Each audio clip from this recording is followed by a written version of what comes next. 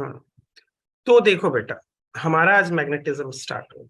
हम बेसिक सी बात करेंगे। हम जो पहले वाला प्रीवियस चैप्टर पढ़ रखे हैं वो क्या पढ़ा है, इलेक्ट्रोस्टैटिक। इलेक्ट्रोस्टैटिक में क्या होता है कि स्टैटिक चार्ज क्या करते हैं, खास तौर से जिसको हम बोलते हैं source charge. Static source charge क्या करते हैं, अपने आसपास के रीजन में या स्पेस के रीजन में क्या करते हैं, हर पॉइंट पे एक फील्ड क्रिएट करते हैं। एंड उस पॉइंट पे जो फील्ड क्रिएट होती है उसे हम कहते हैं इलेक्ट्रिक फील्ड इंटेंसिटी। ठीक है, जैसे सर्टेनली एक, अगर मैं पॉइंट चार्ज की बात करूं तो एक पॉइंट चार्ज अपने, ये रहा पॉइंट चार्ज, जिसका, इसको अगर हम सोर्स चार्ज मानते हैं तो उसके चार्ज को हम कैपिटल क्यू से रिप्रेजेंट करते हैं। तो ये किसी पॉइंट पी पे क्या कर रहा है, एक क्या कर रहा है, इलेक्ट्रिक फील्ड इंटेंसिटी क्रिएट कर रहा है। यानी हर पॉइंट पे देखो, ऐसे नहीं मैं बोलूं पी डैश, एक कोई भी पॉइंट हो, एक पी डबल डैश हो पॉइंट, कोई भी पॉइंट हो, उस पे क्या हो रहा है, एक एक वैल्यू असाइन हो रही है, एक वेक्टर असाइन हो रहा है, राइट। ये वेक्टर्स कैसे हैं, जैसे अगर पी डैश पे मैं बोलूं तो कैसे वेक्टर होंगे, तो सर ये पॉजिटिव चार्ज है तो इस कारण से पी डैश पे कोई एक ऐसा वेक्टर असाइन होता है सर, जो कि रेडियली इसका आउटवर्ड होगा सर। अच्छा, ये थोड़ा सा इधर ऐसे बनाता हूं, ये रहा। हाँ, ये ऐसा असाइन होगा सर। पी डबल डैश पे कैसा होगा सर, तो सर इसको भी ऐसे लाइन ज्वाइन करेंगे। लाइन ज्वाइनिंग देम के अलोंग होता है सर, तो पॉजिटिव चार्ज है तो आउटवर्ड सर। तो यस यहाँ सर। पे साइन होते हैं, यानी हर पॉइंट पे एक वैल्यू साइन होती है। इसका मैग्नीट्यूड क्या होता है, तो आप बोलते हो कि सर ये होता है K Q by R square. R क्या होता है, इस पॉइंट पी और सोर्स चार्ज, जो पॉइंट सोर्स चार्ज है, डिस्टेंस। इनके बीच में डिस्टेंस। तो इसको डिस्टेंस। मानते हैं आर डैश बोलते हैं, क्योंकि पी डैश के साथ जुड़ा हुआ है आर डैश। यहाँ पे अपना आर डबल डैश होगा। तो यहाँ पी डैश पे जो आपके पास इलेक्ट्रिक फील्ड इंटेंसिटी का मैग्नीट्यूड आएगा वो होगा K Q by R double dash square. इसमें कोई शंका नहीं। तो इसका अर्थ है कि ये एक सोर्स चार्ज क्या करता है, अपने रीजन में हर पॉइंट पे क्या करता है, एक वेक्टर वैल्यू असाइन करता है।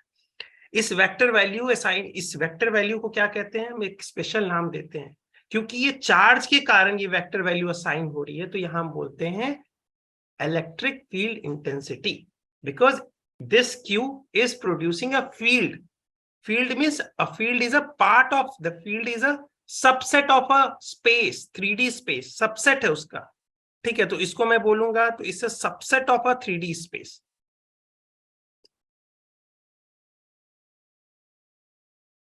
ठीक है, जरूरी नहीं कि हर पॉइंट पे, जैसे अगर मैं बोलूं कि क्यू जहां पे एग्जिस्ट करता है इसको ओरिजिन मानते हैं, ओरिजिन पे फील्ड क्या है, जरूरी नहीं कि हर पॉइंट पे। जीरो। नहीं, अगर आप देखोगे तो के क्यू बाई आर, अगर आप इस बेसिस पे देखते हो तो आर स्क्वायर, इनके ओरिजिन और जो सोर्स चार्ज है उनके बीच में सेपरेशन कितना है, वो तो उसी दोनों एक दूसरे के साथ है, तो यहाँ पे तो जीरो हो जाएगा। तो यस सर। यहाँ यानी यहाँ पे डिफाइन नहीं होती है। इंफिनिटी। नहीं, इंफिनिटी नहीं, नहीं डिफाइन होती है। Yes sir. ठीक है, यहाँ पे डिफाइंड ही नहीं होती। तो इसका अर्थ है कि कुछ कुछ पॉइंट पे भी नहीं असाइन कर सकता है। ऐसा नहीं है कि हर पॉइंट पे असाइन करेगा, जरूरी नहीं है। कुछ कुछ पॉइंट पे, जैसे हम देखते हैं कैसा, आपके पास अगर आपके पास यूनिफॉर्म ये चार्ज डिस्ट्रीब्यूशन का अगर आपके पास शेल है, तो शेल के इनसाइड फील्ड क्या होते हैं, जीरो। यहाँ कोई फील्ड नहीं होती है। इसी को तो कहते हैं shielding of a yes conductor, sir. Yes sir. कि अंदर में फील्ड प्रोड्यूस होने ही नहीं देगा कैविटी के अंदर में, अनलेस अंदर में कोई चार्ज हो। तो यही तो हम बात कहते हैं कि यहाँ पे वो क्या करे, कहीं कहीं पॉइंट्स पे असाइन कर दे रही, उसके फील्ड कहते हैं। ये किसके कारण होता था, स्टैटिक चार्ज के कारण। यानी ये चार्ज क्यों रुका हुआ है, तो एक स्टैटिक चार्ज होता था, इस कारण से इस पॉइंट पे ये बनती थी। समझ में आया सर। अब क्या होगा सर, थोड़ा सा गेम चेंज होगा सर। अब ये चार्ज स्टैटिक न रह के मूविंग हो रहे हैं, यानी अब ये मूव कर रहे, कुछ वेलोसिटी है इसके अंदर। यानी अब जो सोर्स चार्ज हम ले रहे हैं, तो अगर हम उसको ऑरिजिन पे लेते हैं तो सिर्फ हर टाइम पे ऑरिजिन पे नहीं रहेगा, अब वो कहीं ना कहीं मूव करके कहीं ना कहीं जाते रहेगा। तो इस बेसिस पे अब क्या होता है, एक फील्ड क्रिएट होता है। ये एक्चुअली में जब अब आप इन डेप्थ पढ़ोगे ना, तो ये एक्चुअली आपस में रिलेटेड है। इलेक्ट्रोस्टैटिक फील्ड और मैग्नेटिक फील्ड आपस में रिलेटेड है सर। रेड सर रेड इतना क्लियरली विजुअल नहीं है, कोई और, अच्छा रेड नहीं है तो ठीक है, ग्रीन कलर मैं यूज करूंगा। ठीक है, ये ग्रीन है ना, हाँ ये ग्रीन, ठीक है। अब मूविंग चार्ज के कारण हमारे पास क्या प्रोड्यूस होती है, इसके कारण से हमारे मैग्नेटिक फील्ड प्रोड्यूस होती है। Yes sir. आप बोलोगे सोर्स मास, अगर मास हम कंसीडर करें तो मास के कारण क्या होती है, ग्रेविटेशनल फील्ड।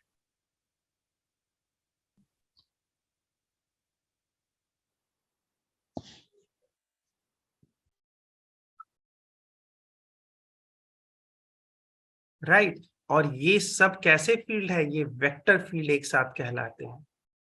यानी आपने क्या किया, स्पेस के हर पॉइंट पे एक वेक्टर असाइन कर दी, और इस पूरे सारे वैल्यूज के हर पॉइंट पे कितने वैल्यूज असाइन है, इसके कलेक्टिवली फॉर्मेट को हम कहते हैं फील्ड। ये फील्ड इसके आसपास पूरा क्रिएट हो गया, आसपास क्या अंदर में भी हो सकता है। हम देखें, आप नॉन कंडक्टिंग सॉलिड स्फीयर देखो, यहाँ पे तो इस पॉइंट पे भी फील्ड होता है, हर पॉइंट पे फील्ड होता है, सेंटर को छोड़ के। ठीक है, तो Yes, यहाँ sir. पे हम ये चीज जान गए। Yes sir. ठीक है, अब हम आगे बढ़ते हैं कि अब देखते हैं कि ऐसा कैसे हुआ मैग्नेटिक, इसके बारे में आइडिया कैसे मालूम चला कि कैसे है कि ये मैग्नेटिक प्रॉपर्टी कैसे आखिर, यानी मैग्नेटिज्म यानी मैग्नेटिक फील्ड कैसे एक मूविंग चार्ज से प्रोड्यूस होती है, ये कैसे मालूम किया गया था। तो बहुत पहले एक एक्सपेरिमेंट हो रहा था, ठीक है, उसके बाद जो एक्सपेरिमेंट का भी मैं आपको कंक्लूजन्स बताऊंगा, लेकिन अब आप याद रखिएगा कि ये आपके करंट कैरिंग कंडक्टर अगर आपके पास हो तो ये इक्विवेलेंट टू अ मैग्नेट होता है। अब ये एक मैग्नेट की तरह बिहेव करेगा, इसके आसपास में मैग्नेटिक फील्ड बनेंगे, यानी current carrying conductor is a source of a field and that field is magnetic field. Magnetic field. Okay, तो ये चीज रहेगी। फिर देखते हैं, अब ये आया एक्सपेरिमेंट ऑरेस्टेड साहब का, कि ऑरेस्टेड साहब ने एक डैनिश साइंटिस्ट थे, तो वो उस समय एक एक्सपेरिमेंट कर रहे थे, और इट वाज वेरी अनफॉर्चुनेट, मतलब वो उनके पास आइडिया भी नहीं था, माइंड में कर ऐसे डेमोन्स्ट्रेशन कर रहे थे कि वो भी करंट इलेक्ट्रिसिटी का एक डेमोन्स्ट्रेशन हो रहा था, जहां पे बहुत हेवी हेवी सेट, आप उस समय जानते होंगे कि एक बैटरी जो होती थी कितनी बड़ी होती थी, उस बैटरी के पास ऐसे रखा हुआ था, फिर वो कनेक्शन ऐसे बना हुआ था, एक रियोस्टैट था, बड़ा सा रियोस्टैट होता है, जिसको मैं यहाँ पे एक सिंबॉलिकली रिप्रेजेंट कर रहा हूँ रियोस्टैट को। ठीक है, यहाँ पे ऐसे था एक, यहाँ पे फिर ये कनेक्टिंग वायर्स थी, फिर यहाँ पे एक आपके पास कनेक्टिंग वायर्स ऐसे जा रही थी, कोई एक रेजिस्टर था इसके पास, ये एक्सटर्नल रेसिस्टेंस होता है आपके पास, कोई कैपिटल आर, इस बैटरी की भी अपनी एक रेसिस्टेंस होगी जिसको हम बोल देते हैं स्मॉल आर से रिप्रेजेंट कर देते हैं, और ये एक एक्सटर्नल रेसिस्टेंस था, और ऐसे करके इन्होंने एक सर्किट बना रखी थी। ऐसा एक एक्सपेरिमेंट चल रहा था। उस समय क्या हुआ कि एक नीडल उनके पास रखा हुआ था, एक दोनों लैब में अपना काम चल रहा था, नीडल ऐसे रखा हुआ था। जैसे ही इन्होंने क्या किया, यहाँ पे एक बनाता हूं स्विच, ठीक है, जैसे ही इन्होंने स्विच क्लोज किया, ये देखा कि नीडल डिफ्लेक्ट हुआ। इनके माइंड में क्वेश्चन आया, नीडल रिफ्लेक्ट किसके कारण होता है, अर्थ मैग्नेटिक, ये तो हमेशा अलाइन करता है, अर्थ के मैग्नेटिक फील्ड लाइंस के अलोंग अलाइन करता है, तो ये कैसे हो गया कि ये करंट कैरिंग, इन्होंने बोला कि शायद गलती से कुछ होता है ना, हवा चला गया, ये वो चला गया, इन्होंने करंट के डायरेक्शंस को रिवर्स किया, वो डिफ्लेक्शंस भी रिवर्स हो गई। ये तो कोई हर्ष, हाँ हाँ हाय हाय, हेलो सर, हेलो सर। हाँ हाँ हेलो, थोड़ा सा हर्ष, मेरे को 5-10 मिनट आपका हाँ वापस में थोड़ा सा मेरे को बच्चों से चलेगा ना? ठीक है ठीक है ठीक थैंक यू। है, हाँ। हाँ हाँ, हेलो एवरीवन, कैसे हैं आप लोग? Good evening. Good evening sir, अच्छे हैं आप, कैसे हो? Good evening sir. बहुत ही बढ़िया, बहुत ही बढ़िया। कैसी चल रही है बेटा आपकी क्लासेस, कैसी चल रही है पढ़ाई? अच्छी चल रही है। अच्छी चल रही अच्छी चल रही है ना? यस हाँ। सर। अच्छी। बहुत ही बढ़िया। तो बच्चों, एक मेरे को अभी बात आपसे कुछ डिस्कस करना था। जैसे अभी क्या है ना कि आपके जैसे अभी टीचर्स, आप देखेंगे कि पहले आप लोगों को कौन कौन पढ़ाते थे? Ashu sir, Ashu sir, Himanshu sir, Shariq Himanshu sir, है ना? तो अभी क्या हुआ ना कि हमने बेटा क्या हुआ कि जैसे हम पहले कर रहे थे ना, तो टीचर्स का चैलेंज क्या आना स्टार्ट हो गया था। जैसे अभी जेई का आपने देखा होगा कि सेशन 1 का पेपर अभी स्टार्ट हो जाएगा जनवरी एंड या फरवरी फर्स्ट वीक में, है ना? फरवरी में, Yes, yes sir, sir. February first week में। है ना? तो अभी देखो हमारे पास वक्त कुछ नहीं बचा है, हाँ जी। हाँ जी। है ना?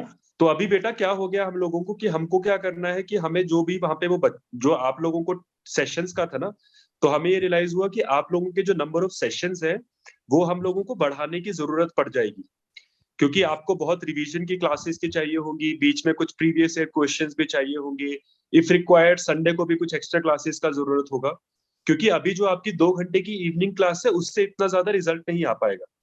Yes sir. Yes, sir. मानते हैं ना आप लोग? Yes, sir. हाँ जी। Yes, sir. हाँ, तो उसमें क्या हुआ बच्चों कि अभी क्या हो रहा है कि जो आपकी क्लासेस भी है और जो मतलब जो पहले वाले सेट ऑफ टीचर्स आपको पढ़ा रहे थे, वहां पे हमें सबसे बड़ा चैलेंज था कि उनकी अवेलेबिलिटी सिर्फ शाम का ही 2 घंटे था, वो बाकी और जगह भी पढ़ा रहे थे, जिसकी वजह से ये चैलेंज हमें नोटिस होना स्टार्ट हो गया कि सपोज ऐसा होता है कि आप लोग आगे बोलते हैं कि सर हमें ना मैकेनिक्स में प्रॉब्लम हो रहा है, या फिर हमें ये रोटेशनल वाला पार्ट समझ नहीं आया, फिर फिजिक्स में या केमिस्ट्री में कुछ समझ नहीं आया, सर इसकी एक्स्ट्रा क्लासेस चाहिए होगी, तो वो नहीं पॉसिबल था हमारे लिए उन सेट ऑफ टीचर्स के साथ। अभी क्या है कि आपके जो पढ़ाएंगे Harsh sir, Sunil sir, Praveen sir, तो इन सब में क्या हो जाएगा कि आपको ये जो सारी फैकल्टीज है ये फुल टाइम पूरा आपके साथ ही अवेलेबल है, तो कहीं भी डाउट्स है, कहीं भी चीजें हैं, कहीं भी एक्स्ट्रा क्लासेस की जरूरत है, कहीं भी कुछ सपोर्ट चाहिए, तो आप पूरा यूज कर सकते हैं, वही हमारा इंटेंट है। सब बहुत अच्छा पढ़ाते हैं, आप जैसे जैसे क्लासेस देखेंगे, जो भी चीजें करेंगे उसमें आपको समझ आएगा। मेरा सिर्फ यही आपसे रिक्वेस्ट होगा कि कुछ ऐसा मत सोचिएगा कि टीचर्स को चेंज करने का कुछ कारण था, हमारा टीचर्स को चेंज करने का मेन कारण यही था कि आप लोगों को हम मैक्सिमम सपोर्ट दे पाए, क्योंकि 2 घंटे के सपोर्ट पे ये आई थिंक हम सब मान रहे हैं कि 2 घंटे के सपोर्ट से रिजल्ट नहीं आ पाएगा आप लोगों का। ये एग्री है सब? Yes, sir. Yes, sir. अगर मान लो ऐसा होता है कि सपोज हर्ष सर को लगता है या किसी बाकी फिजिक्स केमिस्ट्री में मैथ सर को लगता है, प्रवीण सर को या सुनील सर को कि और क्लासेस की जरूरत पड़ेगी या फिर हमें और प्रीवियस ईयर क्वेश्चंस कराने हैं या फिर मेरे को संडे को थोड़ा वक्त देना है बच्चों को, तो इनके पास क्या है कि वो आप लोगों के लिए पूरा टाइम अवेलेबल है, या फिर आप लोगों के बहुत डाउट्स हैं या कुछ और सपोर्ट आपको चाहिए कि सर वीडियो लेसन मिल जाता या फिर टेस्ट पेपर का वीडियो सॉल्यूशन मिल जाता या यहाँ पर एक्स्ट्रा क्लास मिल जाती या यहाँ पे रिवीजन में मेरे को समझ नहीं आ रहा है, तो whatever that kind of support can be, वो हम सब आप लोगों को प्रोवाइड करेंगे with this particular set of teachers. तो आप लोगों को क्या है, कुछ घबराना नहीं है, जिस लगन से आप पढ़ाई कर रहे थे उसी प्रैक्टिस से उसी ही इंटेंट से करना है, बट अब और एक्साइटिंगली करना है क्योंकि आप लोगों को और ज्यादा सपोर्ट मिलेगा। यस ठीक है, सर। बिल्कुल उस तरह से करना है। तो हम क्या करेंगे बच्चों कि ना मैं नेक्स्ट वीक एक बार फिर से आप लोगों से थोड़ा बात करूंगा, जिसपे हम देख लेंगे कि आप Yes, लोगों को sir. कैसा लग रहा है, और भी कुछ चीजें अगर हम इम्प्रूव करनी है, कहीं आपको किसी पर्टिकुलर, सिर्फ मैं और आप लोग होंगे, उसमें कोई टीचर भी नहीं होगा, बट अभी के लिए मेरा सिर्फ रिक्वेस्ट है कि इस वीक जिस लगन से आप लोग सिंसेरिटी से आप कर रहे थे, उसी सिंसेरिटी से सारी क्लासेस अटेंड कीजिए, जो भी आपको टीचर्स बताते हैं करने को उसी सिंसेरिटी से आप कीजिए, और आप देखेंगे कि बहुत ज्यादा आपको फायदा होना स्टार्ट हो रहा है। क्योंकि आपको अगर लगेगा कि नेक्स्ट वीक से 3 घंटे की क्लास होनी चाहिए, 1 घंटा बीच में कहीं एक्स्ट्रा हो जाए, तो हम सब स्टार्ट कर सकते हैं आप लोगों के लिए, ठीक है? Okay sir. Yes, sir. तो बस पढ़ाई करनी है, मन लगा के पढ़ाई करनी है, बाकी हमारे एंड पे हमें जो भी सपोर्ट देना we will definitely push for it, ठीक है? एंड हम लोग के Okay, वो भी sir. आलम सर वही रहेंगे, आलम सर से आपको जो भी प्रॉब्लम हाँ। होगा कि सर हाँ कि ये जी। प्रॉब्लम हो रहा है, ये क्लास इसमें कुछ भी कुछ आप बिना हिचकिचाए अपने को सेल्फ सेंटर रखते हुए कि मुझे सर इसमें कुछ इश्यू आ रही है, मेरे से अप्रोच करना है, कोई भी टीचर से अप्रोच करना है, या आलम सर से कि आलम सर मैं टीचर से भी हिचकिचा रहा हूँ, मैं उन्हीं से बात करना चाहता हूँ, मैं पहले आलम सर से बात करते रहता था, तो आप कुछ में भी हिचकिचाइएगा मत, अपनी बातों को रखिएगा, ठीक है? Okay sir. ठीक है, Yes. परफेक्ट। चलो बच्चों, थैंक यू। अब हर्ष सर आपको पढ़ा देंगे, ठीक है? बट मन Okay, लगा के sir. पढ़ाई करनी है, सब आपको बहुत हम लगन से आपका Yes, रिजल्ट sir. निकालना चाहते हैं, हम चाहते हैं कि मैक्सिमम आप सब लोग क्वालिफाई करें, सब लोग बहुत अच्छा करें, वही हमारा गोल है। तो 2 महीने बहुत लगन से मेहनत करनी है, जितना सपोर्ट आपको चाहिए हम उससे ज्यादा सपोर्ट आप लोगों को देने की कोशिश करें, ठीक है? Okay sir. Yes, sir. Thank you, bye bye, मिलते हैं bye next bye week. Sir. Bye, sir. Okay, bye. तो ठीक है, तो उन्होंने ये चीज देखी, ये एक्सपेरिमेंट में देखा कि अरे ये तो नीडल डिफ्लेक्ट होने लगा, उन्होंने बोला नीडल तो सिर्फ अर्थ मैग्नेटिज्म के कारण, और मैग्नेटिज्म नहीं होता था तो हमारे पास कुछ ओर्स होते थे, मैग्नेटाइट और बहुत ऐसे ओर्स होते थे जो अपनी प्रॉपर्टीज शो करते थे, कि अपने आसपास करते थे, क्या करते थे, मैग्नेटिक फील्ड क्रिएट करते थे। लेकिन वो तो कुछ सर्टेन सब्सटेंस थे, ये तो करंट कैरिंग वायर है, ऐसा कैसे हुआ? उसके बाद चीजें चली और बाद में चीजें मॉडिफाई होते होते हमें ये समझ में आया कि जैसे ग्रेविटेशनल फील्ड को प्रोड्यूस करने का हमारे पास फंडामेंटल कारण क्या है, मास होना किसी के अंदर, किसी पॉइंट मास के बारे में अगर मैं बात करूं, जो सबसे सिंपल केस है, क्योंकि हमने बहुत सारे ऐसे केस देखे जिसमें एक्सटेंडेड मास भी देखा है, हमने देखा है कि नहीं, रिंग के ऊपर, रिंग के कारण देखा है हमने, स्फीयर के कारण देखा है, डिस्क के कारण देखा है। तो अगर मैं सबसे सिंपल केस देखूं जिसमें बोलूंगा पॉइंट मास, तो पॉइंट मास के अंदर ऐसा है क्या जिसके कारण वो फील्ड क्रिएट करता है? तो जवाब था कि उसके अंदर मास नाम की प्रॉपर्टी है जिसके कारण वो फील्ड क्रिएट करता है। इस फील्ड को क्या कहेंगे? तो क्योंकि ये मास से क्रिएट होता है, इसको हम कहेंगे ग्रेविटेशनल फील्ड। दूसरे में जवाब आया कि अच्छा, अगर हम इलेक्ट्रिक फील्ड के बारे में बात करते हैं, उसका क्या कारण है? उसका कारण जैसे मालूम चला था, स्टैटिक चार्जेस। वैसे चार्जेस जो रुके हुए हैं उनके उनके फ्रेम में, अगर मैं बोलूं रुका हुआ नहीं है तो क्या होगा? अगर मैं बोल दूं कि रुका हुआ मतलब क्या होगा? अगर आप कार में बैठ जाओ, सॉरी, अगर आप कार में बैठ जाओ तो आप अपने लिए रुके रहो, कार के साथ तो रुके हुए रहोगे ना। तो यानी हम क्या कर रहे हैं, जो सोर्स चार्ज है उसी के ऊपर फ्रेम बना दे रहे हैं। तो इसके फ्रेम में क्या हो रहा है, एक टाइप से इसके फ्रेम में क्या हो रहा है, यहाँ पे फील्ड क्रिएट्स हो रहा है। अब क्या हुआ, ये तो आंसर हो गया किसका? इलेक्ट्रिक फील्ड का। अब क्वेश्चन उठा कि चार्जेस जब मूविंग कर रहे हैं, यानी कुछ हमारे जिसने फ्रेम से हम देखना चाह रहे हैं, उस फ्रेम के बेसिस पे अब सोर्स चार्ज मूव कर रहे हैं। आगे इसका फ्रेम डिपेंडेंसी स्टोरीज आएगा। लॉरेंज फोर्स के बारे में जब मैं बात करूंगा तो आपको मालूम चलेगा, Lorentz force it is actually frame independent. तो यहाँ पे क्या हो रहा है, अगर हम सोर्स चार्ज को किसी दूसरे फ्रेम से ऑब्जर्व कर रहे हैं तो वो मूविंग करता है, वो मूव करता है, इस कारण से एक मैग्नेटिक फील्ड प्रोड्यूस होता है आसपास में।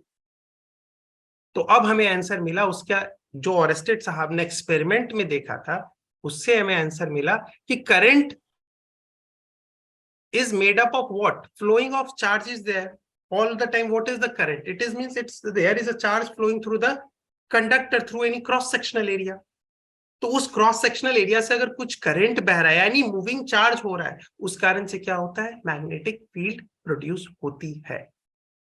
ठीक है, इस बारे का कंक्लूजन ऐसे निकाला गया। ठीक है, इसके बाद मैं क्या करूंगा कि अभी मैं फील्ड के बात को थोड़ा दबाता हूं, मतलब अब हम मैग्नेटिक फील्ड के बारे में बात करेंगे थोड़े आवर्स के बाद, मतलब नेक्स्ट क्लासेस में बात करेंगे। हमने याद करो कि जब भी आपको पहले पढ़ाना स्टार्ट किया इलेक्ट्रोस्टैटिक में, सबसे पहले मैंने किसके बारे में रखा था आपके ऊपर बात? That was the Coulomb's law, right? Coulomb's law से स्टार्ट किया था मैंने। ग्रेविटेशनल फील्ड में ग्रेविटेशन का जब मैंने स्टार्ट किया था तो न्यूटन्स लॉ ऑफ ग्रेविटेशन रखा था। सेम तरह से इस बार भी हम काम करेंगे। इस बार क्या करेंगे, हम जानेंगे कि जो पार्टिकल है, जो चार्ज पार्टिकल है, ठीक है, वो अगर मूव करता है किसी फील्ड में तो उसके ऊपर कितना फोर्स लगेगा। इस चीज से हम स्टार्ट करेंगे। ठीक है, इस चीज को हम ये सब फॉर्मूलाज को मान लेंगे। ठीक है, और ये उन्होंने एक्सपेरिमेंट किया था। देखो इस एक्सपेरिमेंट में क्या हुआ था, जब उन्होंने needle of the compass was aligned towards magnetic north and south pole of the earth. जब स्विच ओपन है, यानी कनेक्टेड नहीं है, करंट नहीं फ्लो कर रहा है इस सर्किट से, इस वायर में कोई करंट नहीं फ्लो कर रहा है। अब देखो कनेक्शन बन गया, नीडल का डिफ्लेक्शन हुआ। यहां पे पहले देखो ऐसे रखा हुआ था, अब जैसे ही हमने कनेक्ट किया ये देखो नीडल डिफ्लेक्ट हो गया। फिर उसके बाद हमने क्या किया, रिवर्स किया तो ये देखो। तो इसका अर्थ है कि यहाँ पे एक मैग्नेटिक फील्ड प्रोड्यूस हो रहा है, क्योंकि नीडल एक क्या कर रहा है, फोर्स एक्सपीरियंस कर रहा है।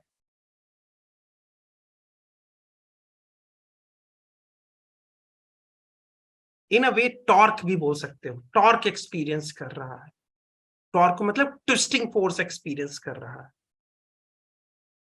तो इसका हम बाद में अब समझेंगे कि कैसे ये होता है। ये अभी के लिए जानते हैं कि जैसे इस चीज को देखो, एक सबसे बड़ा इंपॉर्टेंट ये होगा, हम मैग्नेटिक फील्ड में हर चीज को, डायरेक्शन को अपने हाथ पे रखेंगे, सारे डायरेक्शंस को अपने हाथ में रखेंगे, मैग्नीट्यूड्स के वैल्यूज याद करते जाएंगे। तो सबसे बड़ा रोल मैग्नेटिज्म में डायरेक्शन का होता है, ठीक है। तो अगर आप डायरेक्शन के बारे में बात करें तो आपको व्यू समझना पड़ेगा कि कैसा कौन सा व्यू है। इसको कहेंगे साइड व्यू।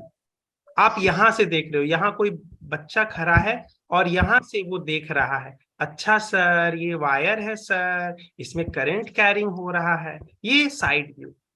ये होता है फ्रंट व्यू। फ्रंट व्यू मतलब यहाँ पे आप हो, यहां से आप देख रहे हो, अच्छा सर मुझे ऐसा दिख रहा है, एक डॉट की तरह दिख रहा है सर, ऐसा दिख रहा है कि नहीं? Yes sir. यस तो ये फ्रंट व्यू होगा, ठीक है। अब फ्रंट व्यू के हिसाब से अगर मैं बोलूं और साइड व्यू के हिसाब से, अब इसके बारे में आप जानते हो, क्लास 10th में भी पढ़ चुके हो कि वायर के चारों तरफ किस टाइप के मैग्नेटिक फील्ड लाइंस एग्जिस्ट करते, that are circular with the centre always lying inside this wire, right. ये देखो, ये सारे कैसे हैं, सर्कुलर। और इसके इधर से मैं ड्रॉ करूं तो कैसा ड्रॉ होगा, ऐसा ड्रॉ होगा। साइड व्यू से देख रहे हो, ये साइड व्यू है इसका। ये कॉन्सेंट्रिक सर्कल्स क्या है, इसके मैग्नेटिक फील्ड लाइंस हैं। और अगर ऊपर से टॉप व्यू से देखूं तो ऐसा दिखेगा। ये क्या है, ये फील्ड लाइंस है, फील्ड लाइंस है। और ये डिपेंड कैसे करता है कि ऐसे चलाऊं कि ऐसे चलाऊं। अब आपके पास ये तो लूप बन गई। अब आपके पास दो ऑप्शन होते हैं, आप या तो ऐसे एरो मार्क कर सकते हो या ऐसे मार्क कर सकते हो। दोनों सेम तो नहीं है, ये तो पक्की बात है। Yes sir. तो इसको कैसे आप डिसाइड करोगे, that is right hand thumb, ठीक है। तो यहां पे आपको इसके बारे में डिटेल लाइंस, फील्ड लाइंस के बारे में और ये बात करेंगे, ठीक है। ये इन्होंने अभी एक्सपेरिमेंट में देखा। और इन लोगों ने कैसे किया था, आप जानते हो आयरन फीलिंग यूज करते हैं। आयरन फीलिंग में क्या करते हैं, एक शीट के ऊपर इसे पूरा आयरन फीलिंग को ऐसे स्प्रिंकल कर देते हैं, ऐसे स्प्रिंकल कर देते हैं पूरे इस शीट पे। और ये क्या है, ये वायर है। ये वायर क्या है, इस perpendicular to this plane of this paper. अब इसके बाद थोड़ा थोड़ा क्या करते रहते हैं, नीचे से ऐसे मारते रहते हैं। और ये क्या करता रहता है, धीरे धीरे अलाइन होते जाता है। और मेरा पूछना है ईशा बेटा, अरे म्यूट कर लो बेटा। तो यहाँ पे क्या हो जाता है, ये सब आयरन फीलिंग ऐसे क्या होती है, अरेंज रीअरेंज अपने आप को करती है। और ये कैसा होता है, आपके पास कॉन्सेंट्रिक सर्कल के फॉर्म में आ जाता है। दीज इमेजिनरी सर्कल्स, क्योंकि वो तो हमें बनाना पड़ा, ऐसा तो होता नहीं है, हमने तो उसको लगा के देखा। उसमें है क्या, वो छोटे छोटे जो आपके आयरन फीलिंग्स है वो एक्चुअली मैग्नेट में, और वो अपने आप को अलाइन कर रहे हैं बस। तो वो हमेशा क्या करते हैं, फील्ड लाइंस के अलोंग अलाइन करते हैं अपने आप को। तो उन्होंने अलाइन किया तो ऐसे ऐसे ऐसे ऐसे अलाइन करते गए, छोटे छोटे फीलिंग्स है, आयरन फीलिंग्स है, तो सर्कल में बन जाते हैं। और यही होते हैं फील्ड लाइंस। तो एक बात देखेंगे जो हमने इलेक्ट्रोस्टैटिक में देखा था। इलेक्ट्रोस्टैटिक में क्या देखा था कि वहां पे इलेक्ट्रिक फील्ड कहां से जनरेट होती थी, पॉजिटिव चार्ज से। और कहां जाके टर्मिनेट होती थी, नेगेटिव पे जाके। और कुछ कुछ positive charge escape to infinity भी कर जाती थी। तो सारे फील्ड लाइन जो ऑरिजिनेट हो रहे हैं, जरूरी नहीं है कि निगेटिव में जाके टर्मिनेट होंगे, कुछ एस्केप टू इंफिनिटी होगी, और वैसे ही कुछ इंफिनिटी से भी आके इसमें अचानक से डुम घुस जाएगी। लेकिन सारे टर्मिनेट क्या होते थे, इसमें ही होते थे। यहां पे एक केस नहीं होगा। यहां देखिए, अगर मैं इसको अगर आप बनाऊं तो ये देखिए, ऐसा नहीं बोलोगे कि ये इधर जा रही है तो ये इसके बाद ये इधर जा रही होगी। इस क्लोज लूप वाला कॉन्सेप्ट नहीं है। इसको देखना अगर आप चाहो तो ये क्लोज लूप वाला कॉन्सेप्ट नहीं है, ऐसे नहीं होगा। इसको अगर मैं चाहूं भी कि एक क्लोज लूप बनाऊं तो ऐसा बनेगा नहीं। क्लोज लूप तब होता है जब मैं इधर से ऐसे जा रहा हूं और फिर इधर से ऐसे जाऊंगा, तभी तो उस पॉइंट पे वापस पहुंच पाऊंगा। लेकिन ऐसा नहीं होता। फील्ड लाइंस कहती है कि नहीं, मैं सब कुछ ऑरिजिनेट हमेशा पॉजिटिव चार्ज से ही होंगी। तो फील्ड लाइंस ऐसे ही बहते रहेगी, कोई ऐसा नहीं होगा जो निगेटिव से पॉजिटिव को जुड़ेगा। सब पॉजिटिव से निकलेंगे, निगेटिव में जाके खत्म हो जाएंगे। तो यहां पे भी, यहां पे ये चीज नहीं होता है, ठीक है। तो यहां पे ये चीज नहीं होता है यहां पे। और ये जानेंगे कि वहां पे आपके पास पॉजिटिव और नेगेटिव चार्ज इंडिपेंडेंटली एग्जिस्ट कर सकते थे, यहां पे पोल इंडिपेंडेंटली एग्जिस्ट नहीं करेंगे। अगर मैंने बोला नॉर्थ पोल है, इसका बोलते ही इसका अर्थ है कि इसका साउथ पोल भी होगा। Yes, sir. जैसे आपकी जिंदगी है, जैसे जीवन है, वैसे ही आपके साथ जब बोल दिया गया कि आपका बर्थ हुआ है, तो एक सत्य बात सबके साथ जुड़ जाएगा उसी समय कि आपका डेथ भी होगा। तो ये कुछ फिलॉसफी से रिलेटेड कि कुछ चीजें आप डिसाइड पहले ही हो जाती है, उसी दिन डिसाइड हो गई थी जिस दिन आपका बर्थ हुआ था। हाँ, किस टाइम फ्रेम में कहाँ होगा ये चीज अलग बात है। वैसे ही अगर नॉर्थ पोल है तो साउथ पोल के एग्जिस्टेंस को उसी समय वो हरी झंडी दिखा देगा। तो यानी मैग्नेट के पोल्स कैसे होते हैं, दोनों साथ में कोएग्जिस्ट करते हैं। हाँ, चार्ज में ऐसा नहीं, चार्ज में पॉजिटिव चार्ज और नेगेटिव चार्ज साथ में भी एग्जिस्ट कर सकते हैं, नहीं भी एग्जिस्ट कर सकते हैं, इंडिपेंडेंटली भी एग्जिस्ट कर सकते हैं, ठीक है। Yes, sir. उसके बाद हमने एक कंक्लूजन ये ड्रॉ किया था। देखो ये बात हमने देखा फनल के अंदर रख रखा है, हम कुछ चीजें देखे, एक्सपेरिमेंट किया, और एक्सपेरिमेंट का पहला सबसे सिंपलेस्ट तरीका क्या होता है कि एक बार ऐसा करो कि मैग्नेटिक फील्ड अब वेरिएबल ना रख के स्पेस में कांस्टेंट बना। और आपके जो क्वेश्चंस आते हैं ना, मोस्टली यूनिफॉर्म मैग्नेटिक फील्ड के ऊपर आते हैं। टाइम वेरिंग मैग्नेटिक फील्ड के ऊपर इतने फ्रीक्वेंटली नहीं पूछे जाते हैं इस चैप्टर से, जितना यूनिफॉर्म के ऊपर पूछा जाता है, खास तौर से मेन में।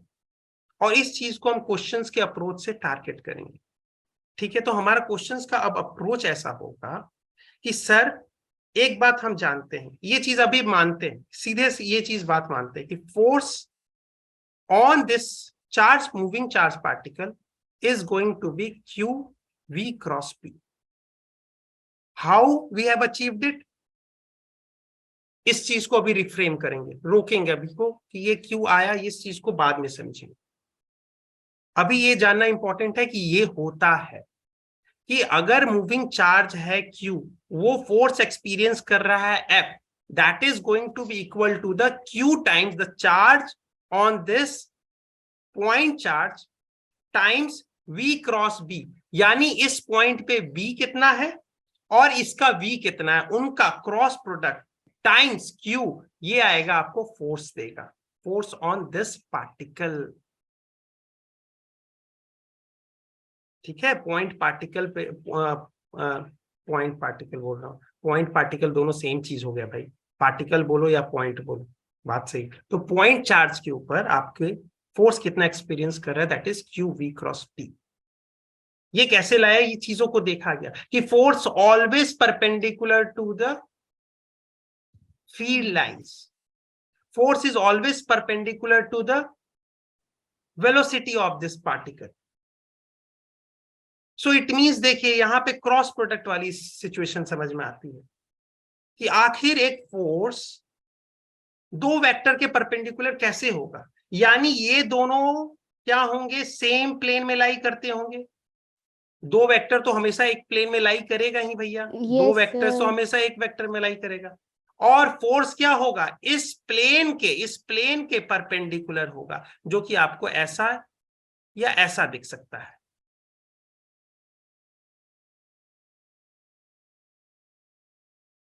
ठीक है, तो ये चीजें हमने वहां से पहले कंक्लूड करते करते करते करते करते, और ये देखिए ये एक्सपेरिमेंट में ये देखा गया, क्या वो स्पीड के ऊपर डिपेंड कर रहा है, देखा गया क्या वो थीटा के ऊपर डिपेंड कर रहा है, इन दोनों के बीच में एंगल जो बन रहा है, किन दोनों के बीच में, ये B और V के बीच में। तो इन चीजों को देखा गया और फिर हमने निकाला कि this is equal to force on this point charge is equal to Q V cross P. ये चीज हमने देख ली, ठीक है। इस चीज को डायरेक्ट कैसे समझेंगे, देखो आप क्रॉस प्रोडक्ट जानते हो कैसे निकाला जाता है, राइट। क्रॉस प्रोडक्ट कैसे निकाला जाता है, तो आप अपने ये राइट हैंड को क्या करोगे, जो v का डायरेक्शन है उसके तरफ ऐसे ले जाओगे, कोई भी वेक्टर हो, मान लेते कि इधर हो तो इधर लेके जाओगे ऐसे, और किधर मोड़ोगे, जिधर दूसरा वेक्टर है। अगर मैं बोल रहा हूं v क्रॉस b, तो पहले कौन आ रहा है, v, B. तो v के डायरेक्शन में आप क्या करोगे, राइट हैंड को ऐसे ले जाओगे, ऐसे बिल्कुल ऐसे ले जाओगे ऐसे। अब तुम्हें मार दूंगा ऐसे हाथ से, हाथ को चक्कू बनाते हुए, उसी के डायरेक्शन में, v के डायरेक्शन में ले गए, और मोड़ोगे किधर, जिसे दूसरा वेक्टर है b। B. तो इन दोनों के क्या होगा, जो थंब का डायरेक्शन आएगा वो क्या आएगा, वो होगा v क्रॉस b का डायरेक्शन। तो v क्रॉस b का डायरेक्शन अगर आपके पास मालूम चल गया, तो इस वेक्टर को मैं अगर q से मल्टीप्लाई कर दूंगा, that is going to the force on this charge particle. तो फोर्स का डायरेक्शन क्या है, v क्रॉस b के अलोंग है, क्योंकि उसी को मल्टीप्लाई कर देंगे q तो एक स्केलर वैल्यू है, Yes, sir. तो फोर्स का भी डायरेक्शन वही आएगा। ठीक है, यस सर। अब चलो इसमें कुछ कुछ बताओ। यहां पे b दे रखा है नीचे, v, अच्छा पहले फॉर्मूला क्या है, that is force is equal to, sir आपने बोला है क्यू v क्रॉस b, तो पहले आ रहा है v, फिर आ रहा है b, तो पहले v के डायरेक्शन में भेजा, फिर b के डायरेक्शन में भेजूंगा, तो ये आएगा z की तरफ, आएगा कि नहीं, yes sir. v cross b, देख रहे हो। Yes, sir. आ रहा है। हाँ बोल रहे सर आ रहा है सर, अब हो गया सर, अब बहुत, अब सर दूसरा पे बताओ, ये बताओ। Okay. हाँ बताओ बच्चों।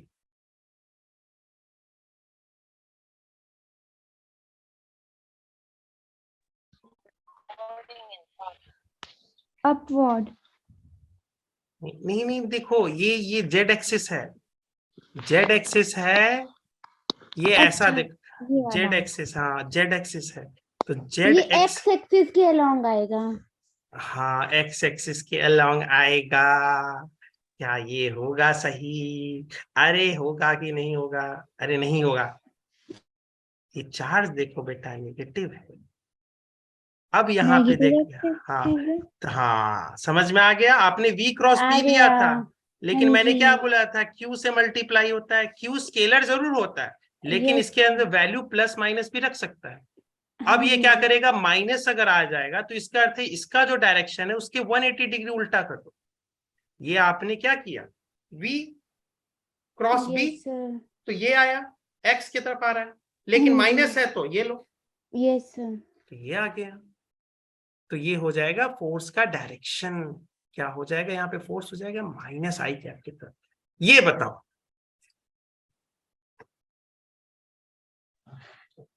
नेगेटिव नहीं देखो, अरे अरे नहीं यार सर हो जाएगा, नेगेटिव एक्स एक्सिस। नहीं अरे अरे अरे अरे, ट्राई और कर, बहुत अच्छा है, लेकिन देखो आपने जरूर बात सही समझा कि देखिए हमें वही करना है ना, v क्रॉस b तो करना है सर, ये देखो v b x है तो निगेटिव x। अब देखो v क्रॉस b में एक बात ध्यान रखना, एक जगह पे एक चीज तब नहीं करते, थंब रूल लगाते ही नहीं है जहां पे अगर परपेंडिकुलर मतलब एंटी हाँ ले लो। हाँ ये देखो ये कितना है एंगल, 180। हाँ अब तो, और देखो v क्रॉस b क्या होता है, v VB sin theta. VB sin theta. Sine अगर 180 होता है तो 0। ये देखो पाई पे होता है आपके पास 0, 0 पे भी होता है 0, ये किसका है, साइन, साइन, और y क्या है, y is equal to sine x का ग्राफ है। यहाँ 0 होगा भैया, यहाँ पे थोड़ा चिपक नहीं गया, नहीं तो तुम बोलोगे कि सर तो आप 0 से स्टार्ट ही नहीं कर रहे थे। ये देखो 0 से, और यहाँ π/2 पे मैक्सिमम होता है, तभी यहाँ पे सारे में देखो आप 90 डिग्री था, 90 डिग्री था सब पे, कोई दिक्कत की बात नहीं थी, कोई दिक्कत की बात नहीं थी। यहाँ पे दिक्कत आ रही थी, यहाँ पे अब देखो जब ये 0 हो गया तो 0 वेक्टर का कोई डायरेक्शन होता ही नहीं। ये तो इसका कोई डायरेक्शन ही नहीं होगा। कोई डायरेक्शन ही नहीं होगा। हाँ सर, तभी तो मुड़ नहीं रहा था हमारा हाथ।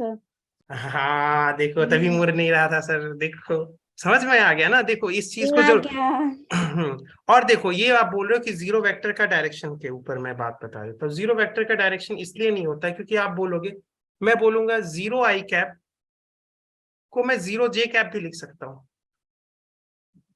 इसका किसी के साथ कुछ भी डॉट प्रोडक्ट लो, वही आंसर आएगा। ये जीरो होने के कारण सबको जीरो बनाते रहेगा। Yes sir. तो इसका कोई डायरेक्शन है ही नहीं। इसको अगर मैं बोलूं एक एक वेक्टर ए है, उसका मैग्नीट्यूड उसका मैग्नीट्यूड जीरो है और डायरेक्शन आई के तरफ।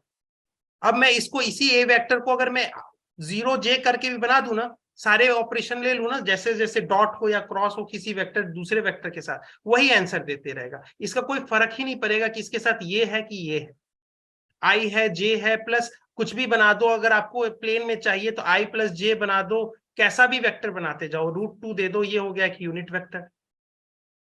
तो हर यूनिट वेक्टर के साथ एक कोई मैग्नीट्यूड, जीरो मैग्नीट्यूड का अप्लाई करके, यानी अलग अलग डायरेक्शंस में देते जाओ, कुछ फर्क नहीं पड़ेगा।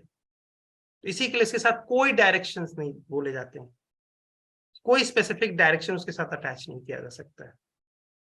तो वहां पे यहाँ पे जीरो होगा। तब यहाँ पे क्या हो रहा होगा? तो इसका अर्थ है कि सर अगर फोर्स आपके पास जीरो आ रहा है तो न्यूटन साहब ने फर्स्ट लॉ में ये स्टेट किया था। क्या स्टेट किया था? He said it कि if there is no force on a particle, it means it will keep on moving with the uniform velocity. So it will keep on going like this way. It will not experience any kind of force. ठीक है, ये चीज हमेशा याद रखें। अब दूसरी बात हम पढ़ते हैं यहाँ पे, मैक्सिमम हम जान गए, साइन थीटा वाली स्टोरी आ गई है। तो मैक्सिमम कब होता है? जब इन दोनों के बीच में एंगल 90 डिग्री होता है। किसके बीच में? V और B के बीच में। ये बात सबको याद रहनी चाहिए। V और B दो वेक्टर होते हैं, दो वेक्टर के बीच में एंगल कितना होता है इसको ये मैटर नहीं करता। देखो दो वेक्टर तो हमेशा एक प्लेन में लाई करेंगे, तो इनके बीच में एंगल, प्लेनर एंगल भी डिफाइन किया जा सकता है आराम से। तो इन दो के बीच में क्या, अगर मान लो कोई बच्चा कहेगा सर इस प्लेन में ना एग्जिस्ट करके कोई इस प्लेन में एग्जिस्ट कर जाए, कोई बात नहीं, हम उस प्लेन को लेंगे। जिस प्लेन में दोनों एग्जिस्ट करते हैं उन दोनों के बीच में एंगल कितना बन रहा है? थीटा। और इस प्लेन के परपेंडिकुलर कितना आएगा? वो फोर्स आएगा, या तो इस डायरेक्शन में आएगा या तो इस डायरेक्शन में आएगा। डिपेंड करता है कि चार्ज कैसा है, कौन V है और कौन B है। ठीक है, सब कुछ वैसे होगा। तो अभी हम लोगों ने जो चीज देखा, एक बात समझ लिया। अब देखो एसआई यूनिट कैसे हम डिसाइड करते हैं। मैग्नेटिक फील्ड का एसआई यूनिट टेस्ला होता है। टेस्ला कैसे होता है इससे हम डिफाइन करते हैं, यहां से टेस्ला डिफाइन करते हैं। हम कहते हैं कि एक मूविंग चार्ज पार्टिकल है, there is a moving charge particle, moving charge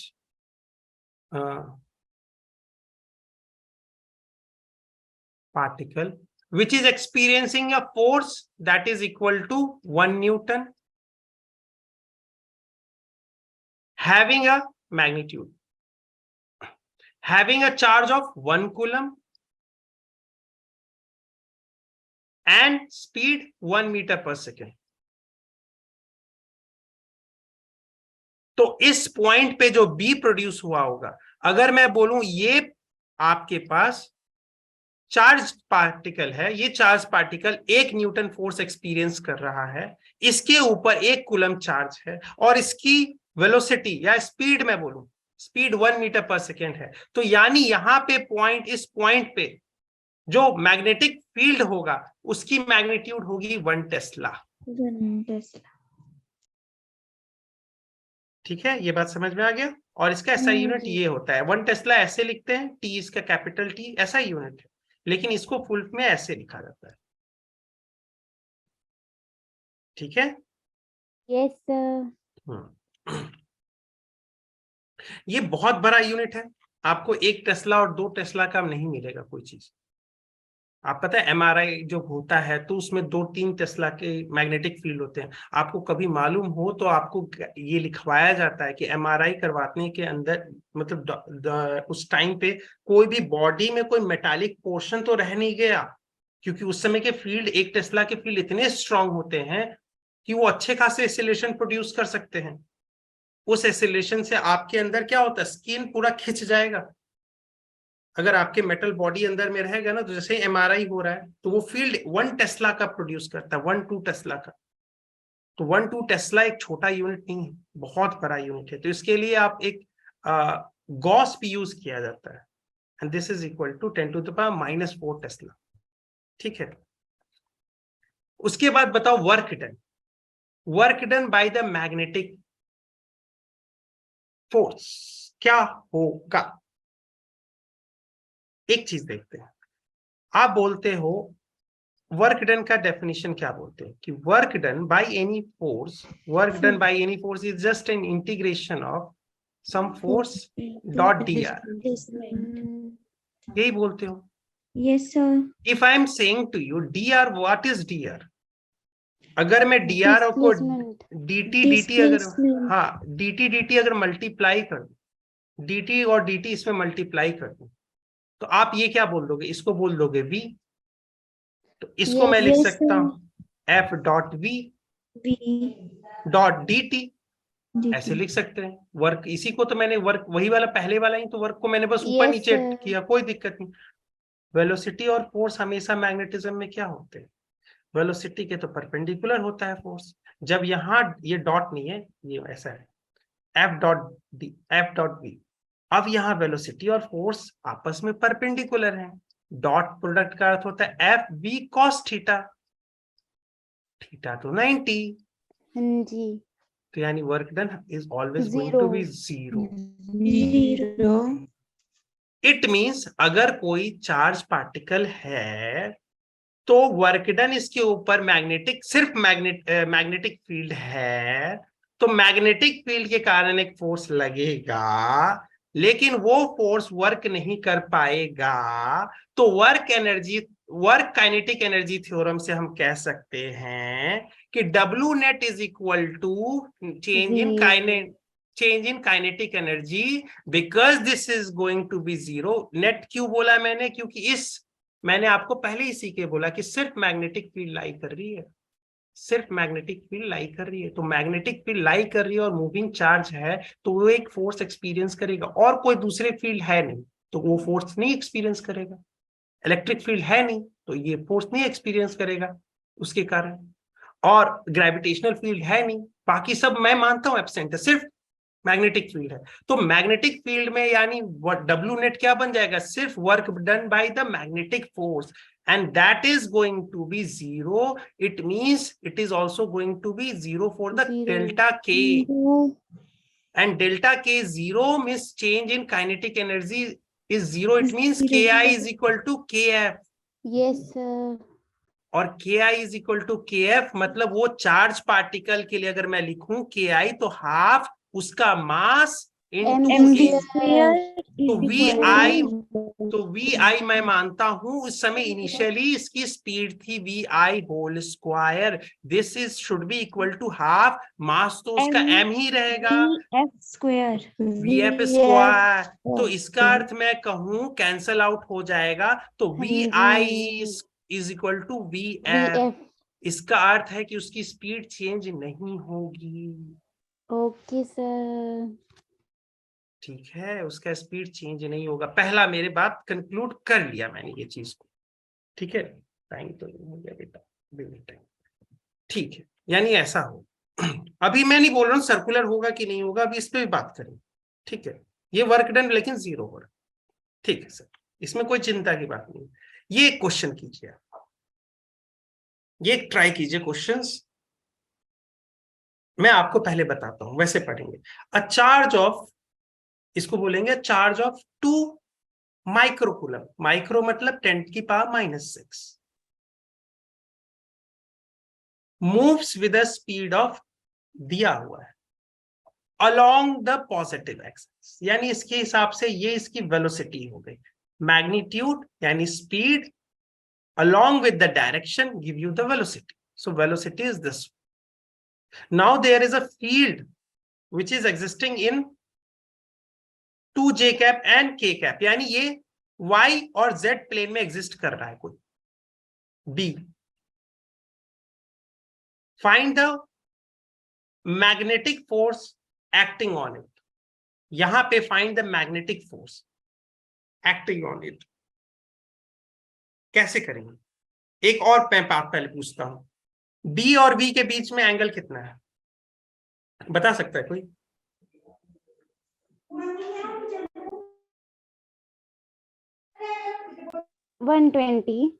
नहीं, ये देखो 90 प्लस थीटा। नहीं, देखो ये एक्चुअली ऐसा है, ये देखो ऐसा है, 90 डिग्री। ये प्लेन पूरा देखो ना, पूरा प्लेन, ये प्लेन देखो, YZ प्लेन, YZ के प्लेन के परपेंडिकुलर हमेशा एक्स एक्सिस होता है कि नहीं? ये ऐसे देखो, होता है ना? और Y एक्सिस किसके परपेंडिकुलर होगा? XZ प्लेन के, XZ प्लेन के परपेंडिकुलर होता है। हाँ जी। तो ये तो इस प्लेन में है कोई, और ये कैसा है? लेकिन इससे दिक्कत क्या होगी कि अब देखो V क्रॉस B करोगे, V क्रॉस B, तो ये परपेंडिकुलर कुछ ऐसा फोर्स आएगा। तो उस समय कैसा फोर्स आएगा? उस समय एक ऐसा फोर्स आएगा जो कि इन प्लेन के, इन अगर दो प्लेन अगर मैं एग्जिस्ट करवाऊं तो ऐसा प्लेन एग्जिस्ट कैसे करेगा? ऐसे नहीं, ऐसे नहीं, इसमें ऐसे दिख सकता है। ये रहा प्लेन, इस प्लेन के एक परपेंडिकुलर, इससे देखो एक डॉटेड ड्रॉ कर रहा हूं, ये ऐसा कुछ फोर्स लग रहा होगा इसको, ठीक है? क्योंकि ये इसमें लाइन ऐसे ड्रॉ कर देता हूं, ये पूरा वेक्टर है, ये कुछ ऐसा फोर्स क्रिएट कर रहा है। इसको हम, ये तो मैंने देखने के लिए हो गया, लेकिन कैसे निकालेंगे कैसे? तो फॉर्मूलाज वैसे ही लगेगा, that is what B is equals to Q into V into B. है। क्या? नहीं, क्रॉस था ना, इंटू वाला था ना, क्रॉस बोलना था। देखो दीपिका बेटा निकाल के आंसर बता दी है कि इतना टी आई क्या ना बेटा, भी आएगा। देखो हम वी क्यू का वैल्यू हम देख लेते हैं, पॉजिटिव वैल्यू, कोई बात नहीं, पहले वी क्रॉस पी निकालते हैं। वी कितना है हमारे पास दे रखा है, तो आप बोलोगे वी हमारे पास दे रखा है सर 2 × 10⁶ ऐसा यूनिट में है, मैं जानता हूं आई कैप। आपके पास बी क्या दे रखा है? 0.2 j cap plus 0.4 k cap. Now what you have to do, V cross P, simply cross product, जो हम लोग पहले 11th में पढ़ते थे, ठीक है? तो V क्रॉस P निकालेंगे, तो this is equal to 2 × 10⁶ I cap cross 0.2 j cap plus 0.4 k cap. अब देखो यहां पे मैं एक सर्कल बनाता हूं, आई जे के। देखो क्लॉकवाइज अगर चीजें चल रही हैं तो उसका आंसर क्या होगा? नेक्स्ट वाला नेगेटिव में। जैसे अगर मैं बोल रहा हूं नहीं आई क्रॉस जे, तो क्या होगा? के होगा। तो के आई क्रॉस जे, तो K। के। तो आप देखो क्लॉकवाइज चल रहा है ना, ये ऐसे, यस सर। तो आई क्रॉस जे हो, ये के होगा। लेकिन मैं बोलूं कि जे क्रॉस आई, यानी तो जे से आप माइनस के होता है, ठीक है? तो ये चीज वही वाली यहाँ पे फॉर्मूला लगाते जाना है। या जब आपके पास पूरा बड़ा वाला होगा तो डिटर्मिनेंट फॉर्म वाला याद है ना सबको? यस आई जे Yes, के, और सबके वैल्यू यहाँ पे V I sorry X, V X, V Y और वी जेड, और यहाँ पे बी एक्स, ऐसे करें, ठीक है? तो ये वाला यही वाला मेथड है, लेकिन इसमें ये नहीं लगेगा क्योंकि इतना लंबा खुला हुआ नहीं है, सारे नहीं है, आई जे के सबके फॉर्मेट में नहीं है। आपको देख के लग जाएगा कि मुझे वो करना चाहिए कि नहीं। अगर आपके पास यहाँ पे वेलोसिटी अगर और कॉम्प्लेक्स फॉर्म में दी होती, जे का भी कंपोनेंट होता, के का भी होता, तब जाके होता। ठीक है। अच्छा, अवनीश बेटा का आंसर आया 0.8 आई वाला लिख रहे हो और -1.6 वाला जे वाला लिख रहे हो। देखते मतलब एक दो वेक्टर फॉर्मेट में मैं समझ गया वो चीज, आंसर मैं समझ गया आपका कि ये वाली चीज है कि आप क्या लिख रहे हो। मैच कर लेते बेटा आपके। तो यहाँ पे देख लेंगे, यहाँ पे क्या आ जाएगा, 2 × 2 दैट इज 0.4, तो 4 इसको लिख देंगे 4 × 10⁵ आई जे दैट इज के प्लस 2 × आई के एंटी क्लॉकवाइज डायरेक्शन में जा रहे हैं, -j, तो -j, तो -j क्या आपका आ जाएगा, तो 4 2 8 8 × 10⁵। ठीक है, कोई दिक्कत की बात नहीं है। और ये हो जाएगा -j। ये तो हो गया v क्रॉस p। इसको q से भी तो मल्टीप्लाई करना है, तो q से हाँ जी। मल्टीप्लाई करेंगे, that is equal to 2 microcoulomb. तो then we will multiply it, then we get it 8 × 10⁻⁻⁶, और ये +5 है तो -1, -1, हाँ बिल्कुल सही, -1 10⁻⁻1, जिसको हम लिख देंगे 8 × 10⁻⁻1 को 0.8 लिख देंगे। समझ में आ गया ना? Yes, कोई sir. दिक्कत किसी को नहीं है। तो ये Yes, हो गया k कैप, और ये लिख देंगे 8 2 16, और 16 और माइनस आएगा तो -1.6 j कैप। ठीक है। yes sir, अब Yes, एक sir. और चीज ये जो आप याद रखिएगा, ये हो गया आपके पास फोर्स आ गया ऑन दिस पार्टिकल। तो ये देखिए के और जे के बीच में यहाँ पे ऐसा कुछ आ रहा है। ठीक है, ये इसके परपेंडिकुलर होगा। इन दोनों वेक्टर्स बी वेक्टर और वी वेक्टर, इनका जो प्लेन बनेगा उसके हमेशा ये परपेंडिकुलर एक्ट करता है। ठीक है, तो वो ये तो आपको दिखाने के लिए हो गया, मैंने 3D में आपको दिखाने की कोशिश कर रहा हूं, लेकिन ऐसे क्वेश्चंस आएंगे तो ऐसे ही करेंगे। आपको मालूम चल जाएगा, अगर मैं यहाँ पे आई वी की जो है आई कंपोनेंट के साथ साथ जे में भी दे देता और के में भी दे देता, तब आप जाके वो यूज करते मेथड। डिटर्मिनेंट वाला। अगर एक ही दिया हुआ है तो आपको मालूम ही है कि जानबूझ के ये वाला चीज से सॉल्व करवाना चाह रहे हैं। Okay sir. ठीक है, तो ये चीज देखते हैं हमारा आंसर आया कि नहीं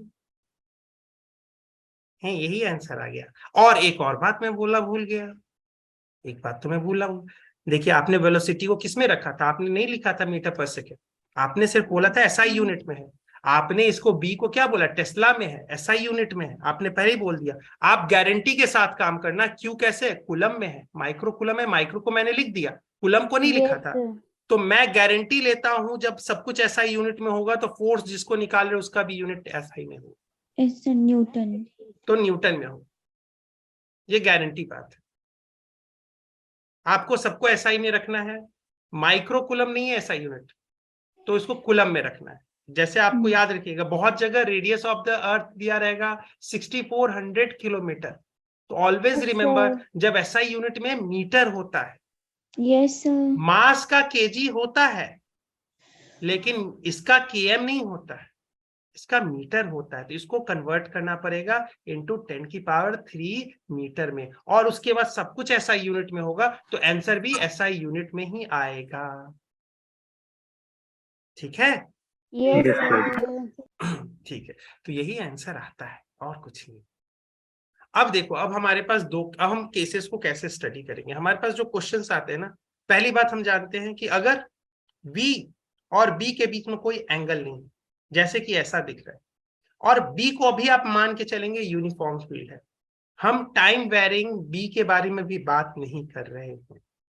और दूसरी बात, हर पॉइंट पे B same most of the case में होता है, नहीं होता है तो उस पॉइंट पे सिर्फ पूछेगा। आपके पास जैसे क्वेश्चंस आया हुआ है जेईई मेंस में कि यहाँ पे रखा हुआ है वायर, करंट कैरिंग वायर इसमें रखा हुआ है, इस पॉइंट पे पूछ रहा है, एक चार्ज है जिसकी वेलोसिटी अलोंग द वायर है, बताओ इसके ऊपर फोर्स कैसा लगेगा। तो आप बोलोगे कि ठीक है, यहाँ पे वायर जो प्रोड्यूस करेगा, जो ही नहीं कि हर पॉइंट पे अलग अलग फोर्स प्रोड्यूस करेगा, अलग अलग फील्ड प्रोड्यूस करेगा, इसकी वैल्यू अलग अलग होते जाएगी, लेकिन यहाँ पे नॉन यूनिफॉर्म है फील्ड। लेकिन तब भी आपको इसमें घबराना नहीं है, किसी एक पॉइंट पे पूछेगा वो, तब और ऐसे वाले क्वेश्चन जब आपके बनेंगे वो उसमें ऐसे आपको समझना है कि एक कभी अगर यूनिफॉर्म वेलोसिटी के साथ कोई चार्ज पार्टिकल मूव कर रहा है, अचानक से एक यूनिफॉर्म फील्ड में इंटर करता है, तो उसके साथ क्या होगा, ऐसे क्वेश्चन अब आपके पास आएंगे। ठीक है, तो उसको हम 3 पार्ट में सेग्रीगेट करेंगे। पहला पार्ट क्या होगा, जब उन दोनों के बीच में एंगल 0 है, यानी बी जो प्रोड्यूस हो रखा है हमारा और वी जो है, उन दोनों के बीच में एंगल 0 है, तो हमारे ऊपर फोर्स क्या होगा, 0। इसके ऊपर फोर्स क्या होगा, इस पार्टिकल चार्ज पार्टिकल के ऊपर फोर्स 0। तो ये ऐसे ही मूव करते रहेगा। ठीक है, अगर मान लेते हैं इसके अपोजिट, यानी फील्ड लाइंस आपके पास जो आपके पास दे रखा है, यूनिफॉर्म फील्ड मैग्नेटिक फील्ड बना रखा है, उस फील्ड में ये चार्ज पार्टिकल अगर एक ऐसी वेलोसिटी से जाता है जो कि फील्ड के या इस पॉइंट पे जो होगा बी के 180 डिग्री, इस पॉइंट पे जो बी होगा उससे 180 डिग्री बन रहा होगा, तो भी फोर्स क्या होगा, 0।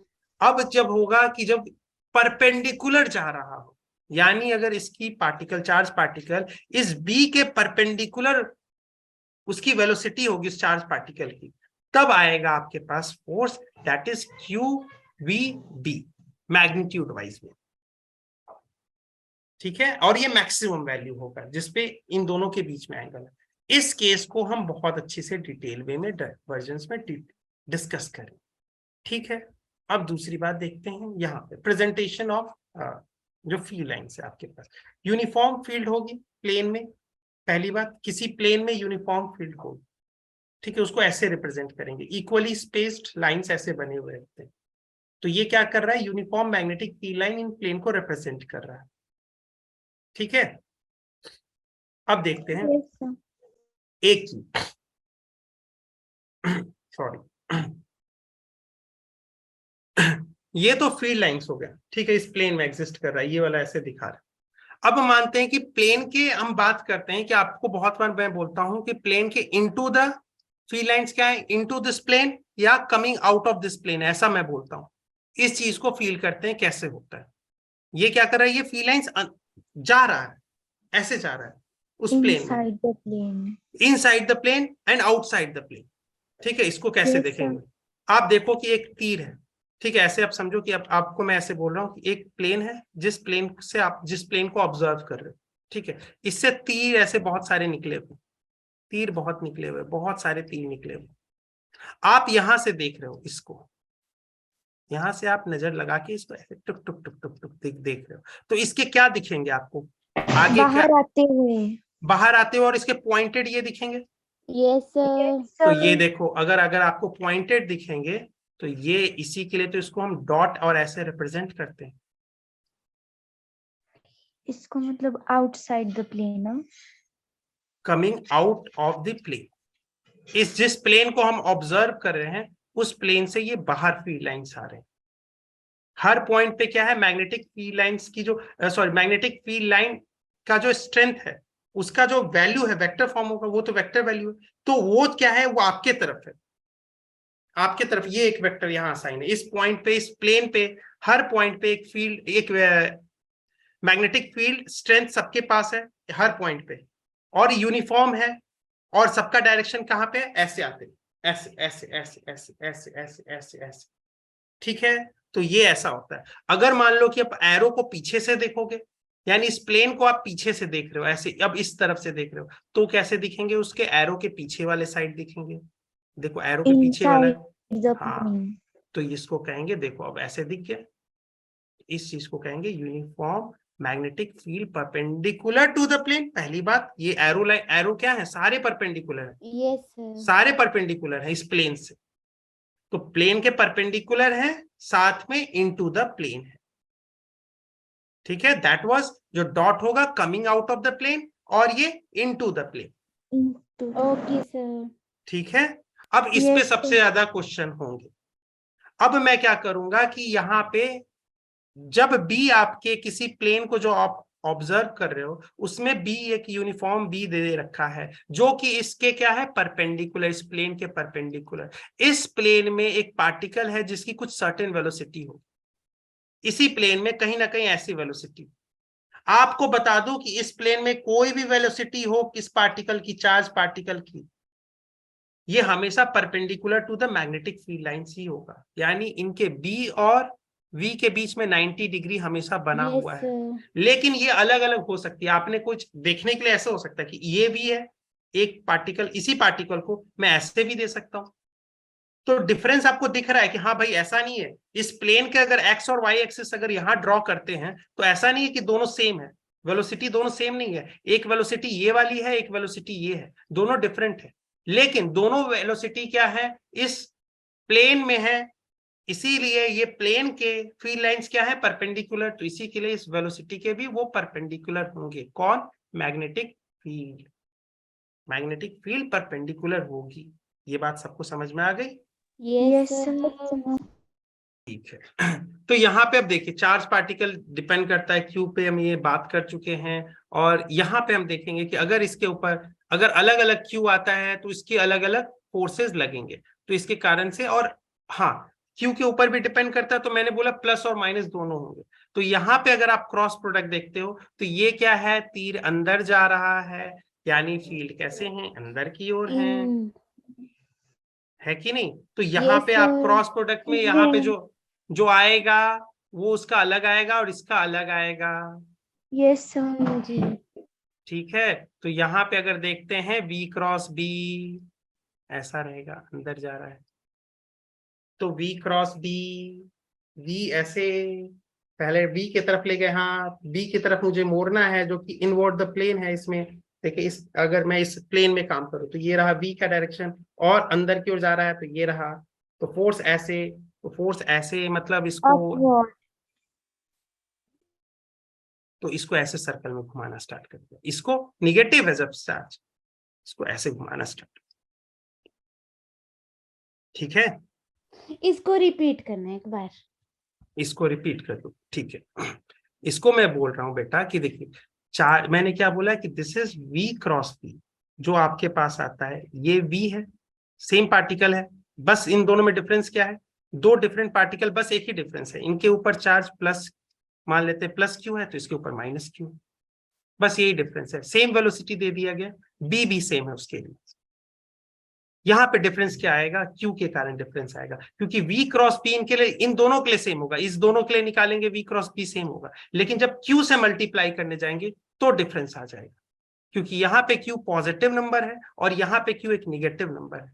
तो निगेटिव नंबर है, यानी जो इस क्रॉस प्रोडक्ट का जो वेक्टर, जो वैल्यू आ रहा है, एक वेक्टर वैल्यू, उस वेक्टर वैल्यू को अगर माइनस से मैं अगर मल्टीप्लाई करता हूँ, इसका अर्थ उल्टा कर देता है। समझ Okay, लो? sir. तो Yes. इस ऊपर वाले में डिफरेंस बस से सब कुछ वही दे रखा है, v भी उतना ही दिया गया दोनों को, और सेम डायरेक्शन में दे दिया गया, b भी वही है सबके लिए, लेकिन q डिफरेंस होने के कारण एक को प्लस है एक को माइनस है, तो उस कारण से फोर्स का डायरेक्शन चेंज हो जाता है, क्योंकि फोर्स का डायरेक्शन ना केवल सिर्फ q क्रॉस b पे डिपेंड करता है, वो आगे में मल्टीप्लाइड भी है q से, तो इस कारण से फोर्स का डायरेक्शन चेंज हो जाता है। ठीक है, Okay, sir. और न्यूट्रल पार्टिकल तो कोई फील ही नहीं करेगा, वो कहेगा I am above the world, तुम जैसे Yes, मन sir. करो करो, मैं तो न्यूट्रल हूं। ठीक है, तो अपना सीधा चला जाएगा। ठीक है, v क्रॉस b पार्टिकल के स्पीड के ऊपर भी डिपेंड करता है, अगर ज्यादा स्पीड तो अलग होगा, कम स्पीड तो कुछ और होगा, क्योंकि हम जानते हैं कि अगर हम इसके मैग्नीट्यूड के ऊपर बात करें, फोर्स के मैग्नीट्यूड के ऊपर, तो वो क्या होगा, magnitude of this force should be equal to Q का भी मॉड ले लेंगे क्योंकि प्लस माइनस इसमें आ सकता है, टाइम्स मतलब टाइम्स v क्रॉस b का मैग्नीट्यूड, और v क्रॉस b का magnitude Sin theta. Sine theta या 90 है, ऑलवेज 90 है, Yes, क्योंकि जी. v, तो ये हो गया 1। तो यानी ये v क्रॉस b में v के ऊपर डिपेंड कर रहा है कि अगर ज्यादा स्पीड तो ज्यादा फोर्स, कम स्पीड कम तो कम फोर्स। force. ठीक है, Yes, sir. और ये वाली 180 वाली तो हमने देख 180. रहे, हाँ तो देख रखी, स्ट्रेट लाइन पे होगा। Yes, sir. अब जब हम देखेंगे इस चीज का, आई थिंक टाइम हो गया बच्चे, नहीं टाइम तो भी है 5 मिनट है, क्योंकि मुझे दूसरे क्लास नीट का भी, हाँ ठीक है। अब देखो यहां से साइड व्यू से हम देख रहे हैं, v ऐसे दिया गया और b हमेशा क्या है, परपेंडिकुलर है इसकी, ठीक है, आपके V ऐसा है और B ऐसा दिया गया। एक बार अगर मैंने फोर्स क्या होगा हमेशा इन दोनों के परपेंडिकुलर B और yes B, sir, ठीक है, मानते हुए कि Q पॉजिटिव है। Q पॉजिटिव होगा, नहीं होगा निगेटिव होगा तो फोर्स का ये डायरेक्शन कर देगा, लेकिन हमेशा दोनों के, नीचे हो जाएगा तो लेकिन परपेंडिकुलर हमेशा रहेगा। yes B और sir, V के हमेशा परपेंडिकुलर रहेगा। तो ऐसे केसेस में हम जानते हैं कि जब किसी पार्टिकल के ऊपर हमेशा ऐसा फोर्स लगे कि वेलोसिटी के परपेंडिकुलर वो हमेशा लगने की कोशिश करेगा, इसकी वेलोसिटी अपनी कुछ ना कुछ होगी। अब वेलोसिटी के हमेशा ये परपेंडिकुलर ही लगना चाहता है, तो ऐसा फोर्स तभी पॉसिबल है जब वो सर्कुलर मोशन हो रहा हो। क्योंकि सर्कुलर मोशन के केस में हमने क्या किया था, वहां पे हमने एक चीज देखी थी कि हमने बोला था कि let's suppose a particle is moving on a circular path, then I suppose that this particle has the position coordinate always can be written in the form of r cos theta I cap plus r sin theta j cap, because it is moving on this one circular path, this particle, then the particle should always have this position vector. उसके बाद हमने क्या किया था, इसका derivative लिया था और डबल डेरिवेटिव निकाल के एक्सेलरेशन निकाला था, दैट इज दिस वन। इससे क्या आ गया था, इसको मास के साथ जब मल्टीप्लाई किया था मास के, ये एक्सेलरेशन आया था। ठीक है, पहले ये इसको एक्सेलरेशन, तो ये एक्सेलरेशन जो आया था इसको डेरिवेट निकालते निकालते, ठीक है, इसके अंदर आता भी है थीटा भी डिफरेंशिएट होगा टाइम के टर्म में, डी थीटा डी टी भी आता है, ओमेगा भी आता है, सब कुछ आता है, ठीक है ना। तो उसको जब हमने किया था उसके बाद हमने एक्सेलरेशन निकाली थी, तो एक्सेलरेशन आया था v²/r। और मैंने बोला था कि न्यूटन सेकेंड लॉ कहता है कि अगर इसका एक्सेलरेशन ये है तो इसके ऊपर नेट फोर्स क्या हो रहा होगा, that is mass times acceleration, that is going to be net force. यानी हमेशा इसके ऊपर, इस पार्टिकल के ऊपर net force towards the centre लगते रहता है। तो अब मैं इसका उल्टा मानूंगा, ये अगर वेलोसिटी दे रखा है और फोर्स हमेशा इधर लग रहा है तो इसका अर्थ इसका पाथ कैसा होना चाहिए, सर्कुलर। ठीक है, तो इसी के लिए इसके पाथ क्या हो जाते हैं, सर्कुलर हो जाते हैं। ठीक है, और क्योंकि इसकी स्पीड चेंज नहीं होगी, K I is equal to K F से हमने प्रूव किया था V I is equal to V F, yes sir, और V I V F actually में स्पीड है, ना कि ऊपर मैंने वेक्टर लगा रखा है। तो यानी ये किस टाइप की मोशन होगी, सर्कुलर मोशन में, यूनिफॉर्म सर्कुलर मोशन। ठीक है, नॉन यूनिफॉर्म सर्कुलर मोशन नहीं होगा, जहां पे इस पार्टिकल के ऊपर इसकी स्पीड चेंज हो रही है, इसकी स्पीड चेंज नहीं होगी, एक कांस्टेंट स्पीड बनी रहेगी, उसी के ऊपर ये सर्कल के ऊपर चक्कर खाते रहेगा।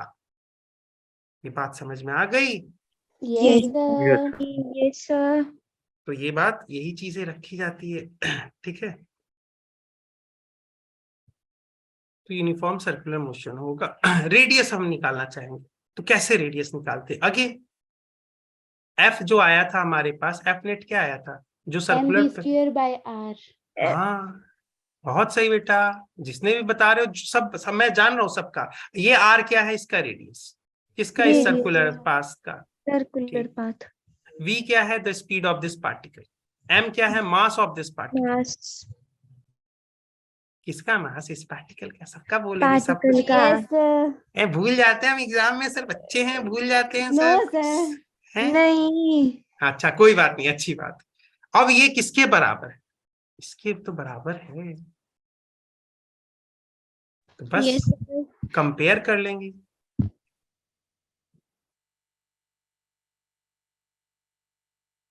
इसको कंपेयर करके हम रेडियस निकाल लेंगे, क्योंकि yes हमें sir, मालूम है उसके ऊपर चार्ज क्या है, उसकी स्पीड क्या है, मैग्नेटिक फील्ड का स्ट्रेंथ क्या है, और ये हम सर्टेन केस रख चुके हैं। सर्टेन केस क्या है, हमेशा एक यूनिफॉर्म फील्ड इस प्लेन के परपेंडिकुलर काम कर रही है।